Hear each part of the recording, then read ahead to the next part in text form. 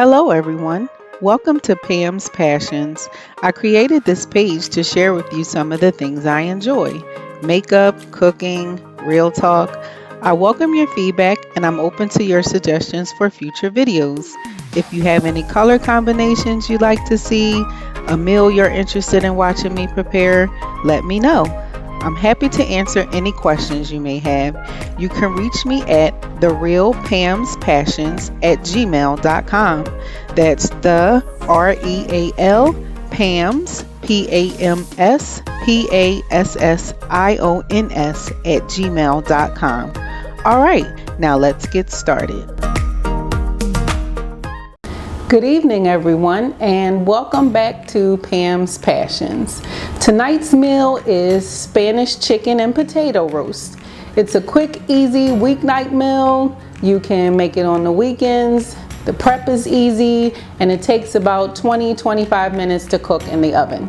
So currently I have a cast iron skillet warming up in the oven as the oven comes to 500 degrees Fahrenheit. And the first thing we're going to do is prep our potatoes. The recipe calls for large Yukon gold potatoes, and during this most recent shopping trip they didn't have any large potatoes, but they had small ones. So I have 8 small Yukon gold potatoes that I've rinsed and sliced to about 1-inch thickness. There you go. So we're going to dump these into a microwave safe container. And we're going to toss them with about 2 tablespoons of olive oil,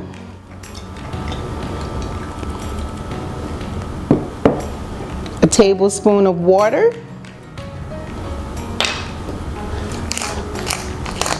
some freshly ground black pepper, a little salt, and I have some garlic, dehydrated onions, and chives.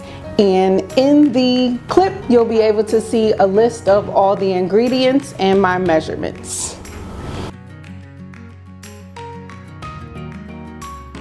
We're going to toss this all together, cover it in some plastic wrap, and microwave it for 12 minutes. And if you don't like to get your hands messy, you can always use a spoon or a spatula or something to toss them all together. Okay, I'm going to give my hands a quick rinse, cover this in plastic wrap, and microwave it for 12 minutes. Okay, so while our potatoes are steaming in the microwave, we're going to prep our chicken. For this recipe, you could use boneless, skinless chicken thighs. Today we're going to use boneless, skinless chicken breasts. And I don't know if you've noticed how thick the chicken breasts are now that you buy in the market, but they are rather thick. So to make sure everything cooks evenly, I sliced my chicken breasts in half. But you can prepare them however you like. You just may need to adjust your cooking time. So I have 3 chicken breasts here that I've cut and made into 6 slices. And to that we're going to add a little bit of olive oil, about 2 tablespoons of lemon juice. You can use freshly squeezed lemon juice, but today we're going to use just some bottled lemon juice. Again, I have some salt and some freshly ground black pepper. My remaining spices here are some smoked paprika, some dried parsley, lemon pepper seasoning, some roasted garlic, and just a little crushed red pepper seeds just to add a little bit of spice to it. So I'm just going to mix that together with my hand quickly and evenly distribute it across the chicken. Again, if you don't like to get your hands messy, you can use some tongs or a spatula, but I like to work things in with my hands to make sure that I get it on there. For safety reasons, you want to make sure that you're washing your hands when you're preparing different foods, and especially with raw chicken, you want to make sure that whatever surfaces the chicken touches, that you wipe them down thoroughly. So you just want to make sure that the chicken is evenly coated with the spices. The smoked paprika is going to give it a nice smoky flavor, and the lemon pepper seasoning that I added in there will help kick up the tartness of the lemon juice. So once our potatoes are ready, we're going to take our skillet out of the oven, add a little bit more olive oil, and then put a nice layer of potatoes in the skillet and put it in the oven for 12 minutes. So let's get started. Okay, so our pan is nice and hot and our potatoes are ready. What I did was I took them out of the microwave and pierced them with a fork to make sure that they were softening up. And safety first, we want to make sure that when you take the pan out of the oven, you have oven-proof mitts on. This pan is smoking hot. So I don't know if you can see the smoke, but I can feel the heat coming off. So we just want to make sure that we're being safe and we have our hands protected. So now we're ready to keep moving. So I'm going to just put a little bit of olive oil in the pan, and that's just to make sure that our potatoes don't stick. And we're just going to work that around and make sure the whole base is covered.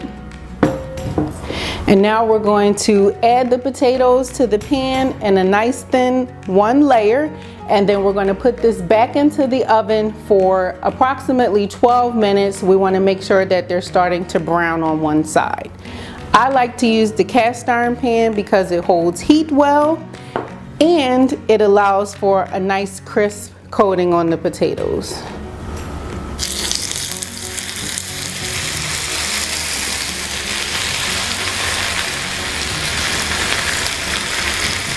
And we don't want to put all of the water into the pan because that's going to make the grease pop, but I do want to make sure that I get most of the garlic and onions out of the container.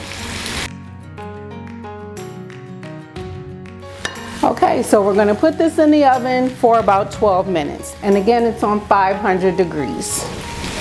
Okay, so our potatoes have been in the oven for 12 minutes. They're sizzling hot and ready to go. So we're going to flip them, put our chicken on top, and put the whole pan back in the oven for approximately 12 minutes or until the chicken reaches 165 degrees. Safety first.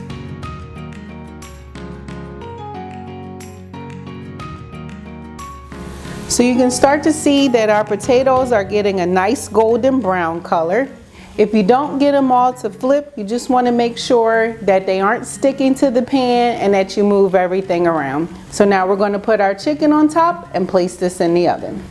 And we want to make sure that we put our chicken in one even layer. Don't overlap the chicken so that it'll cook evenly.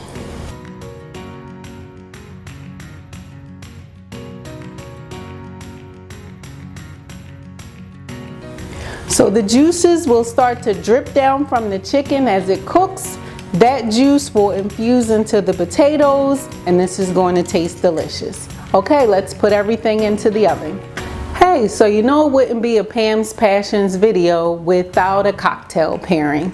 So for this dish, you could pair it with a beer, some white wine, but today we're going to do our own twist on an old fashioned. So an old fashioned usually has bourbon, a twist of orange, and some cherries or drunkin cherries in there. So our recipe is a little different. I'm a little bit of a lightweight, so I normally have to add a little bit more of a mixer to my alcohol so that I can make it last. So for this one, we're going to use some Knob Creek, and this is the smoked maple, and we're going to do 2 parts of that. To that, we're going to add 1 part old fashioned mix. I didn't have an orange, so we're going to improvise and we're going to do a few dashes of orange Angostura orange bitters.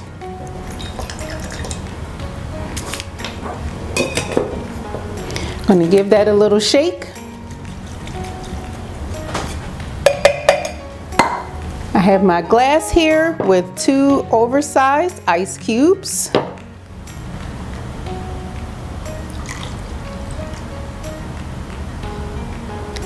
And we're just going to top that off with a little bit of bold ginger ale.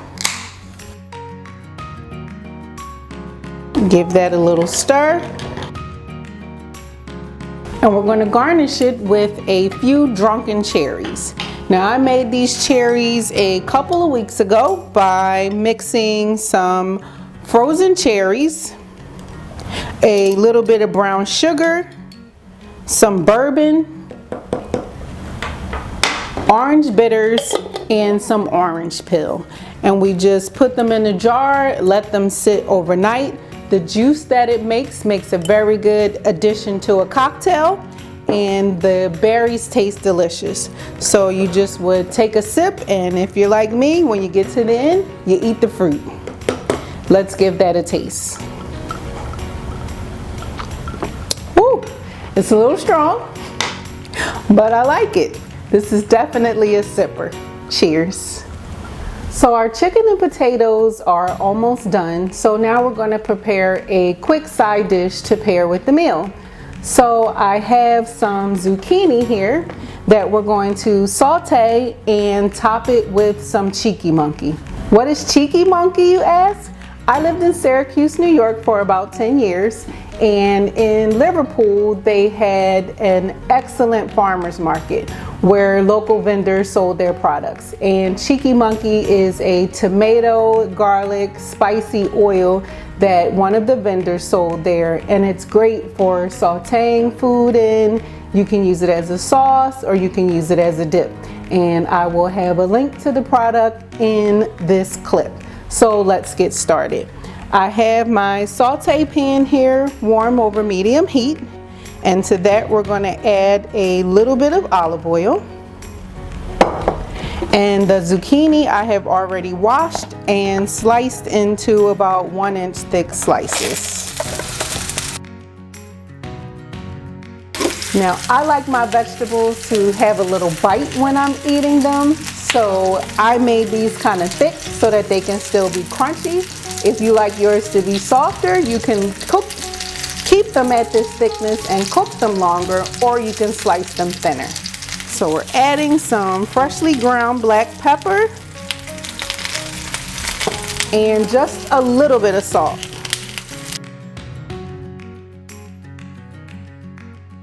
I'm going to cover this for about a minute. Then I'm going to add the cheeky monkey and put the lid back on and let it cook until the vegetables soften up a bit.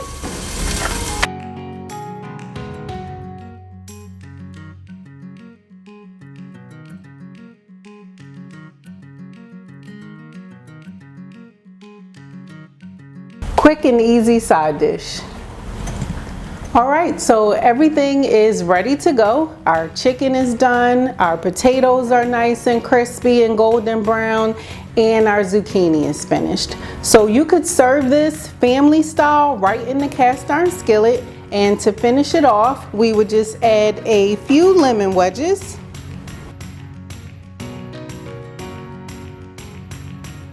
And if you had some fresh parsley, you could top it with some fresh parsley for some extra greens. But we're just going to leave this as it is and make a plate for us to give it a try.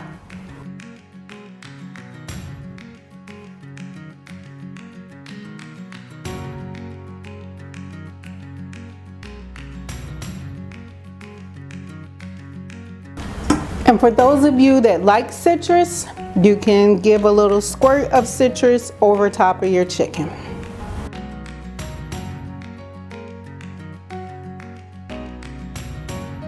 Our chicken breast is still nice and juicy.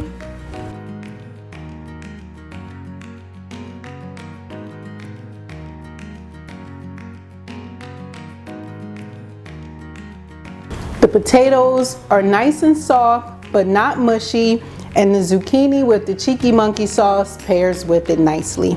I hope you give this recipe a try, and I like to get your feedback. One last tip, I use boneless, skinless chicken breasts, but you could use boneless, skinless chicken thighs if you like. They have a little bit more fat and that would add a little bit more flavor to your dish. But I like it just as it is. Just be sure if you use boneless, skinless chicken breast that you don't overcook it, because you don't want to have dried out chicken. So enjoy, and I appreciate your feedback.